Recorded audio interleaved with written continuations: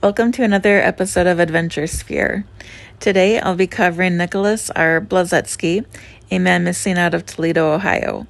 But first, become part of our family by subscribing to our channel, stay up to date by ringing the notification bell, and share content with those you influence. These simple gestures make it possible for us to put together a volunteer sonar search and recovery dive team, look for the missing people featured on our channel, and reunite them with their family and friends free of charge.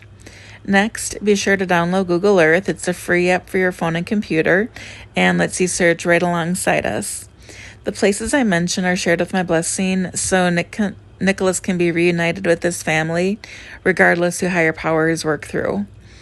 The description box has your email address if you'd like to share insight on any cold case, need help pulling up older maps of an area, or know someone missing with a vehicle and would like them featured on our channel.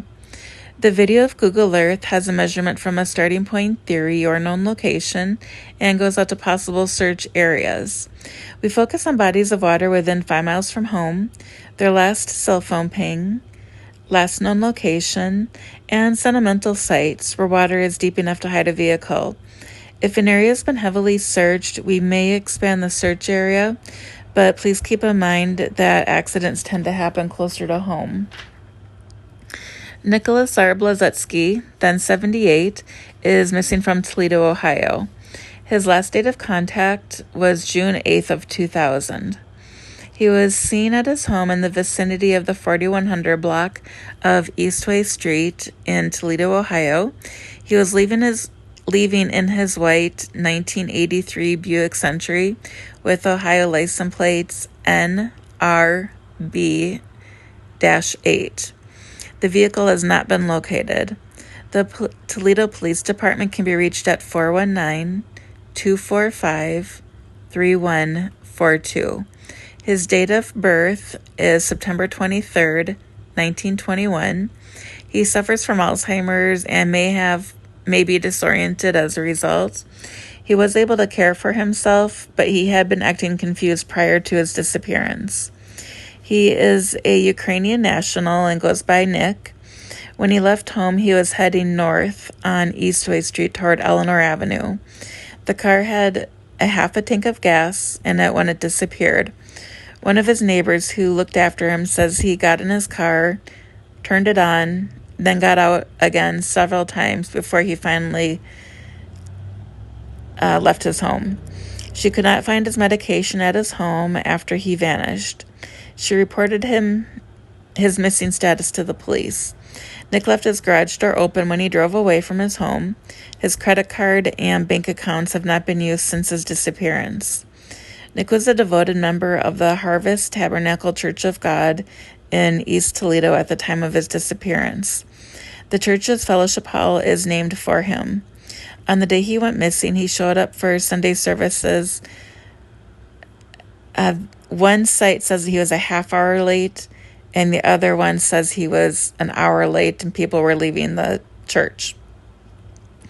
It was very uncharacteristic of him. He usually came early and was one of the first to arrive.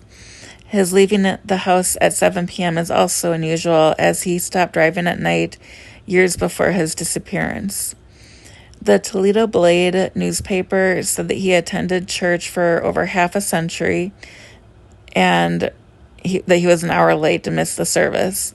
He was the Sunday school treasurer and was a predictable fixture in the front row.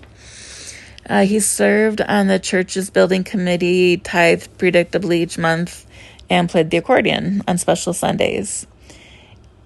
Andrew Tootie, one of Nick's friends and part-time caregiver, said that he appeared irritated with himself that morning. The following evening, on June 5th, in 2000, he had gotten into his Buick and left. He was a retired Jeep worker and known for his knack of growing beautiful roses and having a quiet demeanor.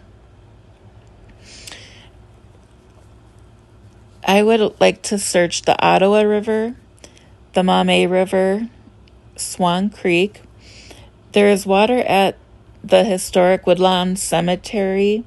I'm wondering if he was married at some point or if he knows somebody that was buried there He might have gone into the water there and just not have realized the water was there.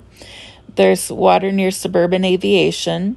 There's water at the intersection of West Stearns Road and Whiteford Road, Halfway Creek, Spring Brook, Salter Creek and the pond adjacent to it, and the Bluegill Pond.